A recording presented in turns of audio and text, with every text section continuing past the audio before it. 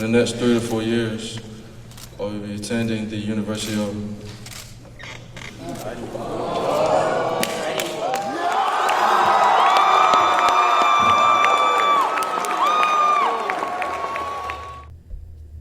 Have you guys ever seen the clips of high school seniors sitting at a table with a bunch of hats with different colleges on them, and they're sitting there making the decision of what college they're going to go to?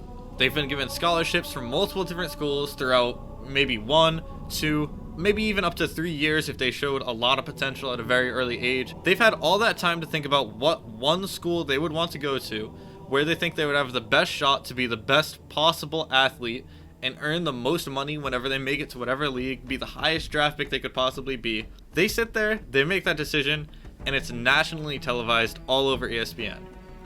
This is essentially the same exact decision Koh is making. The only difference is he's been given 1, maybe 2 months, and he has been given all of his offers at once. Some of these offers are absolutely terrible, and he doesn't even have to think about taking them. Some of them might sound good and actually be terrible. He's a terrible fit for the team, the management for the team is just not good, or anything like that he couldn't possibly know. There's also multiple options where they would be way better than all the other schools. It's just not obvious yet, or maybe there's certain signs that he has to pick up on. I'm not Koh, and I can't tell you what he has and has not seen from all these different labels that have been giving him offers, but I can tell you I think I've narrowed it down to 3, maybe 4 different options, and I'm going to go over them in this video and tell you why I think these options could be picked by Koh himself. There could be one I'm missing, but like I said, I narrowed it down to these 3, and I've been pretty good up until this point, so if you enjoy, like, comment, and subscribe, and go ahead and follow my Instagram. We're going to get straight into it. The first one I'm going to mention is one that I've also mentioned that I'm kind of nervous about multiple times, but it's one of the most obvious options, and I'll explain exactly why.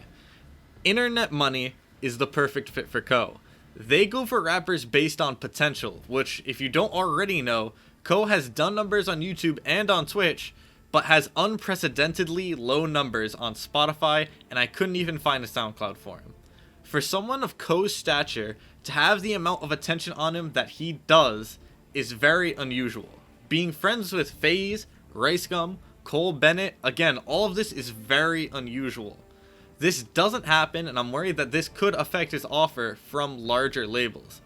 Usually, larger labels choose to take artists who are a bit more proven, kind of like KD joining the Warriors. They're not going to sign someone based on potential because they want to win now. So they're going to take someone who has already proven that they can give you whatever you need from them. This could impact the offers that Koh gets from these larger labels, either giving him less money or stricter terms on his contract, which could make him just decide to abandon them altogether. I'm not saying by any means that Koh doesn't have the ability that it takes to make a larger label, he just doesn't have proven numbers across Spotify or Apple Music yet. It isn't very obvious through streaming numbers what Koh was worth at all because he really hasn't brought that much attention to his Spotify or Apple Music. He's never really tried to promote it that much since he's blown up. And Internet Money is known to work with different artists, so if they did sign Koh, they could take some of the pressure off of Koh. And they're also known to just be a very successful label in the first place. The only thing is, they've earned a reputation for being questionable with their ethics when it comes to their clients. This certainly isn't proven, and I myself am not saying that this is the case, but it has gone out a few different times that rappers who go there sometimes end up not being happy, they sometimes end up feeling like they have to play a character that they're not, and sometimes they don't even have access to their own social media. Allegedly. At the end of the day, these are all rumors, so does it matter at all? Not really. Koh would just have to work with his management and pay attention to the contract. Also, before I wrap this up, I do want to mention that Internet Money has recently worked with Lyrical Lemonade, which means they've recently worked with Cole Bennett, and with everything going on with Koh, it seems like they would just be one of the more respectable labels giving him a serious offer. Alright, theory number 2 is going to be that he's going to be signing to a brand new Adin Ross or Cole Bennett affiliated label. Now, I say that this one is possible for one reason and one reason only. These are 2 of the most ambitious entrepreneurs out in rap right now, and you cannot give either of them enough credit. So thinking this one is a massive stretch, I understand why you would think that, but either of these guys, listen, alright, I'm gonna get into it. Adin alone has been trying to carve out a spot for himself in rap for a long time, and he's been doing a great job with it recently. Now, I know that he said that Koh would not have to sign with his label after he put Koh on in the first place, but we don't know if Koh is even against that idea in the first place. And the same thing goes with Bennett. He refused to sell Lyrical Lemonade and chose to stay independent. Who is to say that he doesn't decide to branch out even more into rap and own a label of his own? Both of them have great connections, and that could help give him massive advice, whichever one they choose, Bennett or Adin. They could get so much advice from all these connections that they know.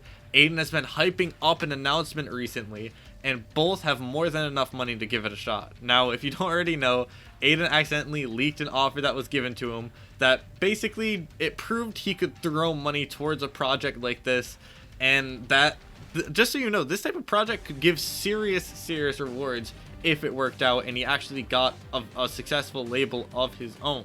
So the money for a project like this is there, and this is the type of thing that could get him serious returns. I think that it would be silly to say that either Koh or Adin couldn't succeed in owning a label. It sounds sort of like the D-Rose MVP conversation when he was just 22 and people were saying he couldn't do it, and he responded with, "Why can't I be MVP?" Hey, Derek in the back. You won the Rookie of the Year award. You made your first All-Star team a year ago. Now people around the league are talking about you taking the next jump to becoming a top 10 player in the league.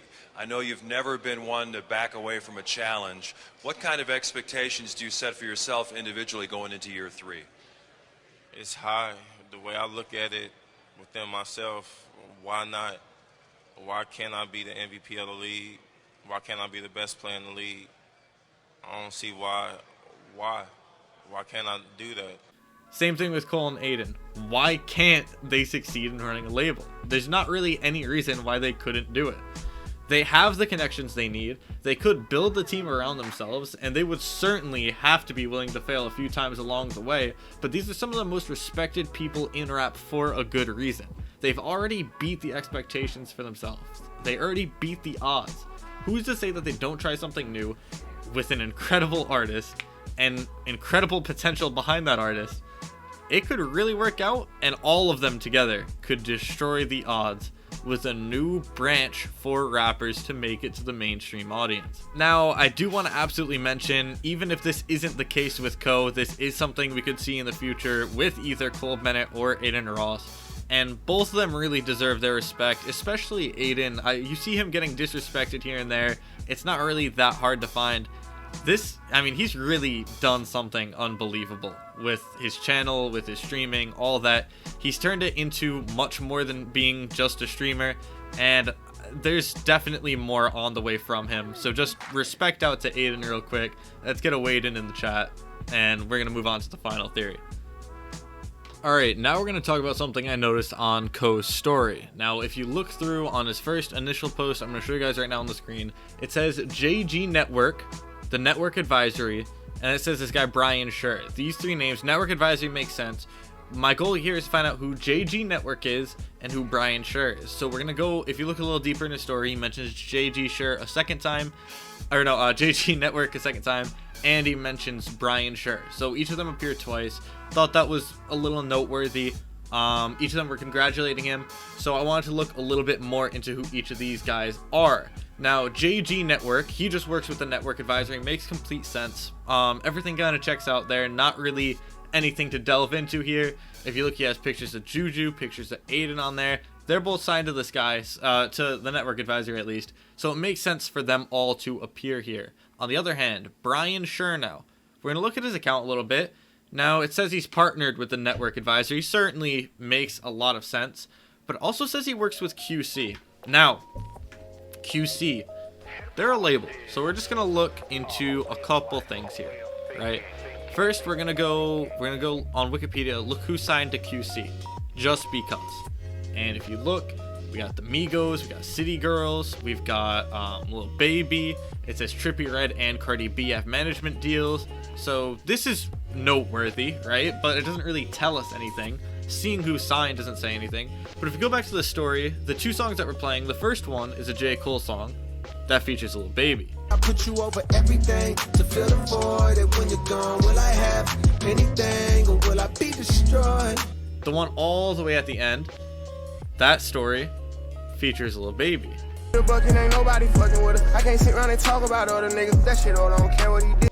Now, this is evidence, right? I mean, this is telling, but being signed to the network advisory does not necessarily mean you're gonna join QC. This guy's partnered with the network advisory, so it makes sense for him to just shout out someone who's signing with them in general.